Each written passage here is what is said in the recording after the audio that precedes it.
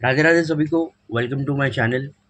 आज के इस वीडियो में हम बात करेंगे हेल्थ इश्यूज़ के बारे में और कैसे आप और आपके फैमिली मेम्बर्स या आपके आजू बाजू के लोग जो बीमार आदमी है या जिसको हेल्थ इश्यूज़ है उसके साथ कैसे आप बिहेव कर सकते हो, कैसे उसके टूवर्ड्स आप अपना विचार रख सकते हो, क्योंकि ये सारी जो चीज़ें हैं ना वो बहुत ज़्यादा मैटर करती है दवाई के अलावा।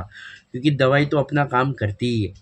अगर कोई इंसान बीमार है, किसी को कोई प्रॉब्लम है, तो अपना दवाई अपना काम करता है, मेडिसिन अपना काम करता है।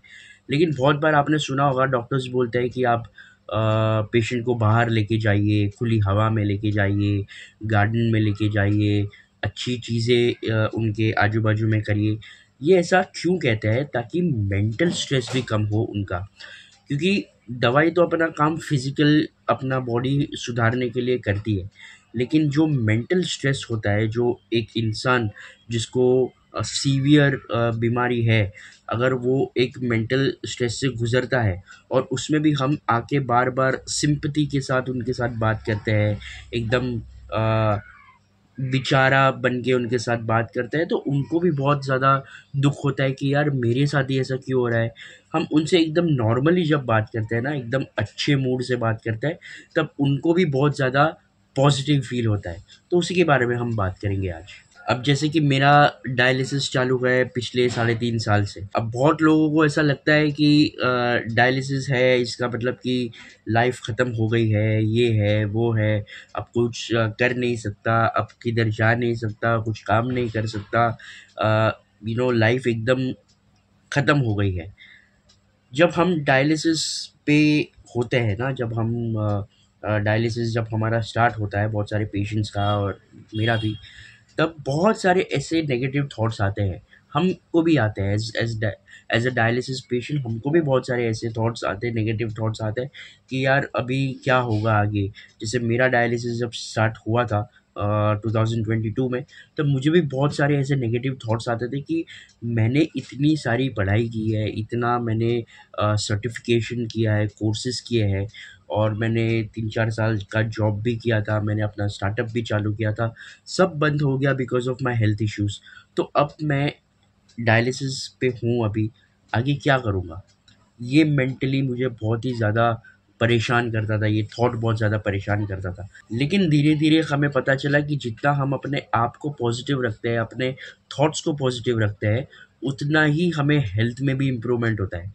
इसीलिए धीरे-धीरे करके मैंने अपनी लाइफ़ सुधारी, वीडियोज़ बनाना स्टार्ट किया, अपनी हेल्थ पे बहुत ज़्यादा ध्यान दिया, अपने मेंटल हेल्थ पे बहुत ज़्यादा ध्यान दिया, स्पिरिचुअलिटी में आया, मेरा खुद का ब्रांड स्टार्ट किया, महाया स्टार्ट किया, वहाँ पे मेडिटेशन कोर्सेज़, भगवद गीता के ऊपर टॉक्स और भी बहुत सारी चीज़ें जो मैं ऑफ़र करता हूँ मेरे ब्रांड के थ्रू।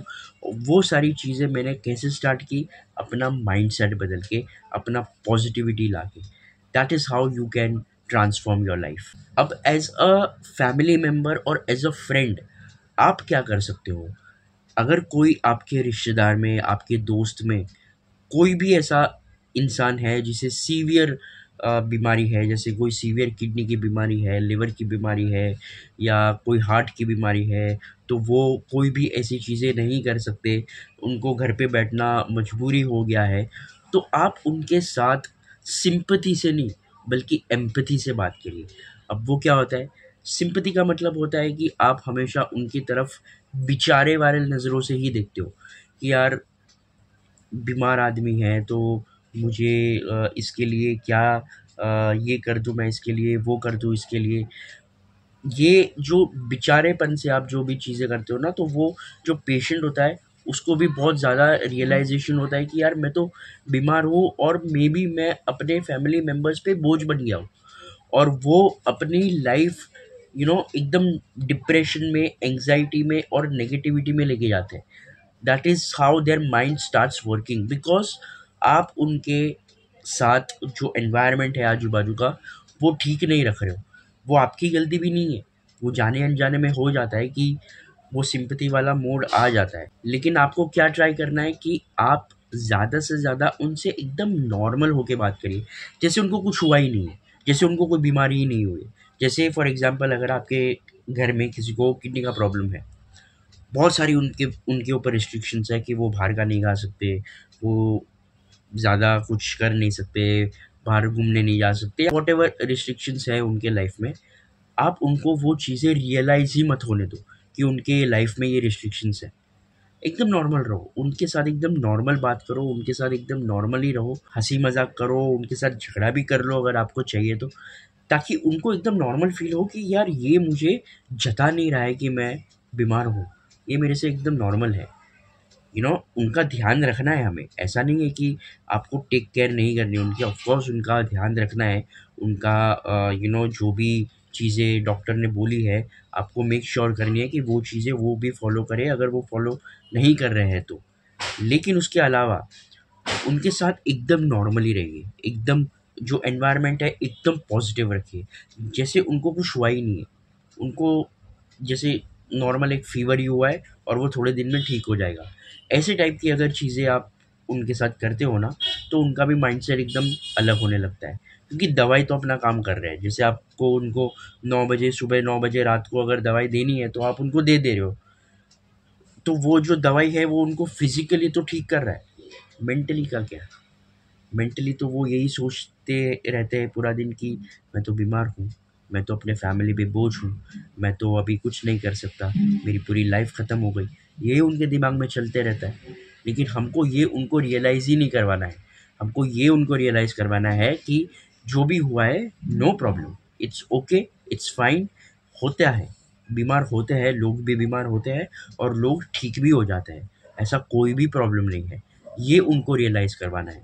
और वो रियलाइज़ आप कैसे करवा सकते हो?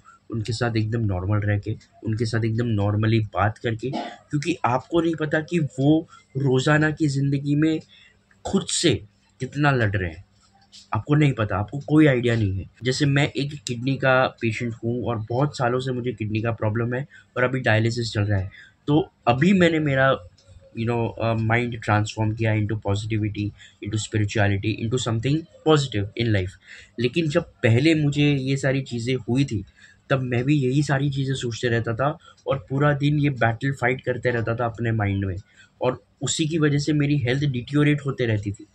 But you have to make sure that आपके जो फैमिली मेम्बर है या आपके जो दोस्त है जो सीवियर बीमारी से गुजर रहे हैं, उनको आप एक पॉजिटिव एनवायरनमेंट दो, क्योंकि वो खुद से इतना ज़्यादा पॉजिटिविटी नहीं ला पाएंगे शायद, क्योंकि बहुत सारी चीज़ों से वो खुद ऑलरेडी गुजर रहे हैं।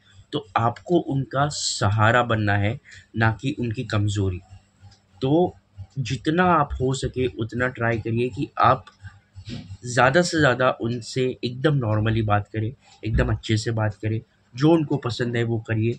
आप उनके साथ बातें शेयर करिए, उनकी एडवाइस लीजिए, उनसे ओपिनियन माँगिए कोई चीज़ पे, ताकि उनको इम्पोर्टेंट फ़ील हो, उनको भी लगे कि हाँ, मेरा भी कुछ अस्तित्व है इस घर में या आपके लाइफ़ में। तो बहुत ज़्यादा सिंप्लिसिटी से, अच्छे से और पॉजिटिव माइंड से अगर आप उनके साथ रहोगे, तो आप चेंजेस फटाफट देखना स्टार्ट करोगे उनके हेल्थ में भी, उनके बिहेवियर में भी और उनके थॉट्स में भी। तो उनके लाइफ में फिज़िकल चैलेंजेस तो ऑलरेडी है, वो फिज़िकल चैलेंजेस से तो लड़ ही रहे हैं, लेकिन आपको उनके जो मेंटल चैलेंजेस है, वो सुधारने में आपको उनकी हेल्प करनी है।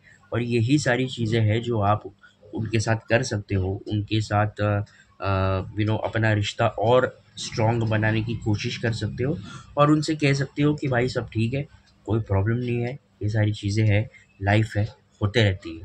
ये उनको रियलाइज़ करवाना है, और ऐसा कोई भी चीज़ नहीं है जो पूरी दुनिया में ठीक नहीं हो सकता है। कोई भी चीज़ दुनिया में ठीक हो सकती है, चाहे वो बड़ी से बड़ी बीमारी ही क्यों ना हो। अपना अगर मेंटल स्टेट स्ट्रॉन्ग है तो आप कुछ भी कर सकते हो। इसीलिए उनकी इंस्पिरेशन बनिए, ना कि उनकी डाउनफॉल।